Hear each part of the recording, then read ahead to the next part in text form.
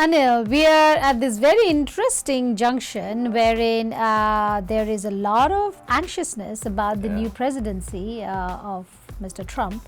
What are your thoughts on it? You're absolutely right, Anna. This is a big change. We have a new president. We have a new government in DC. Actually, it's new for everybody around the world. And there's a whole Trump euphoria going on right now.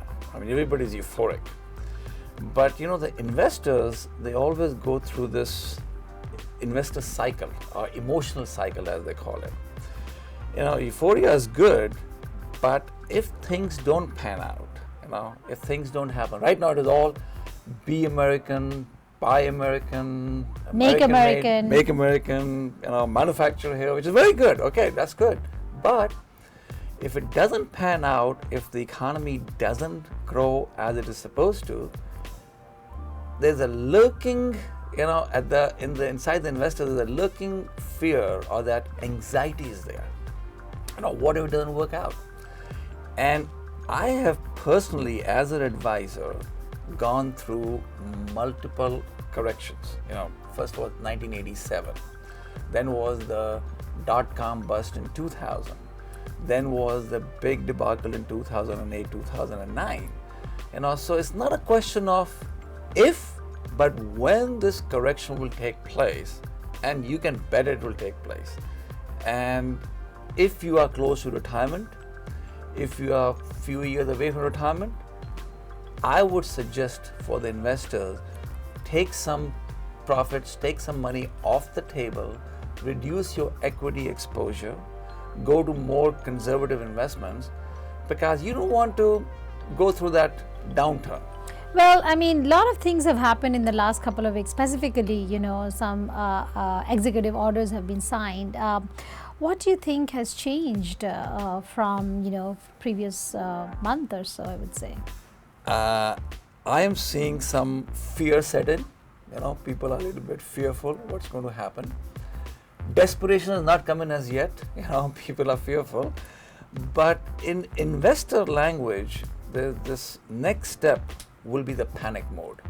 You know, and my suggestion is before the panic sets in, you know, one should take stock of where they are and take some corrective measures if you cannot afford to go through that bumpy ride, which you'll be coming down to.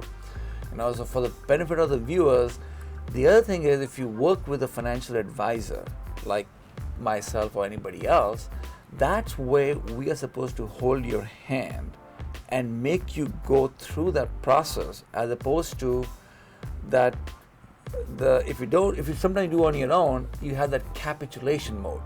You know, hey, I just want to get the hell out of everything. And that's what you need to avoid.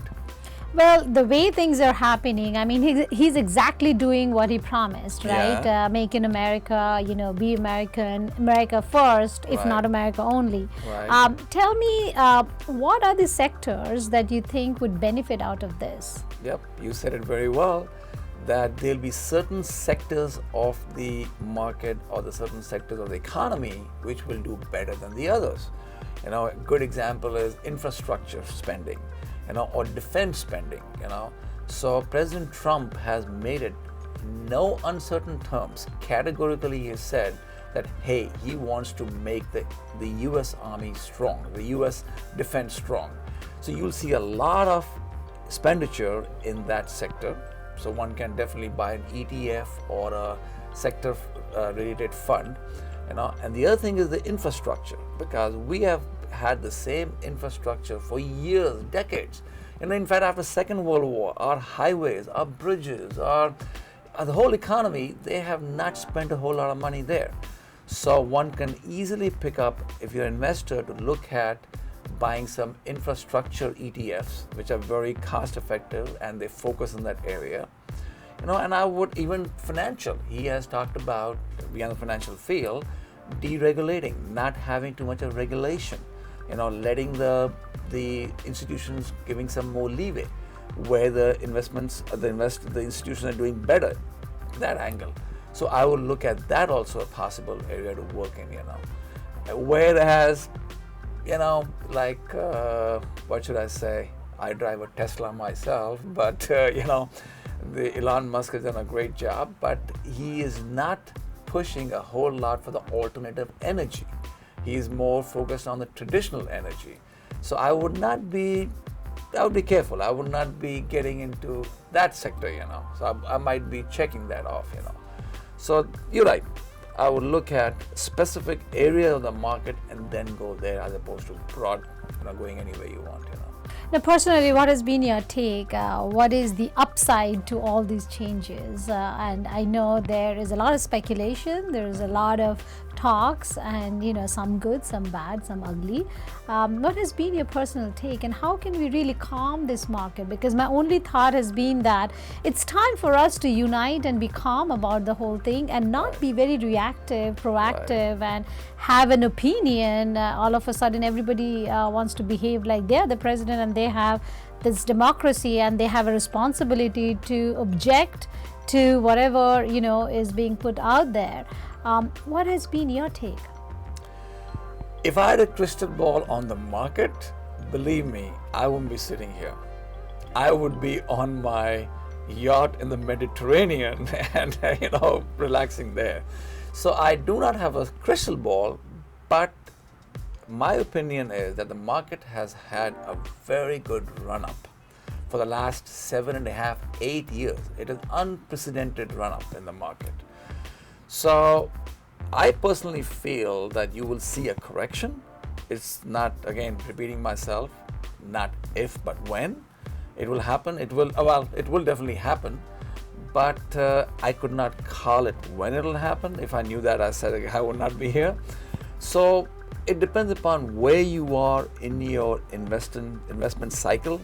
If you are closer to retirement, I would lighten up on the risky investments. If you are already retired, I would not be in risky investments at all. So that's the key. Where you are, where the investors are individually, that's what will determine what you should be doing with your portfolio. But you should definitely have a reality check. You're not going to have this euphoria continue forever. Well, I think that's some good take on the whole situation, that don't panic yet. And if you really have doubts as to how you want to take control of your finances in this most agitated market, I would say, talk to a financial advisor. And I do recommend Anil. We've been talking for many years now. Absolutely. About how best to go about making some good investments. Thank you so much, Anil, for being with us again. Thank you for having me, Anna. And for a plug-in right here, as I said, I've been doing it more than 3 decades. I have gone through the previous cycles. I didn't want to get into the age part of it because 3 decades sounds like really long time. So you fairly young, and by the way, you look gorgeous, and I like your Modi look, the colorful Modi look today, and really love the way you give us all this advice. Thank you for the compliment, and yes, for the benefit of the viewers, I did come back from India just about a month ago, so I got my Modi look outlook. So he's all about making India, and Trump is all about making USA. I think he stole it from him. Now I'm getting a sense that that making India has now become making USA. There you go. And the US and India will do very well together. Yes. Both the governments are doing well together. Yes. All right. Thank you. That's going to be our next week's topic. Perfect. Thank you.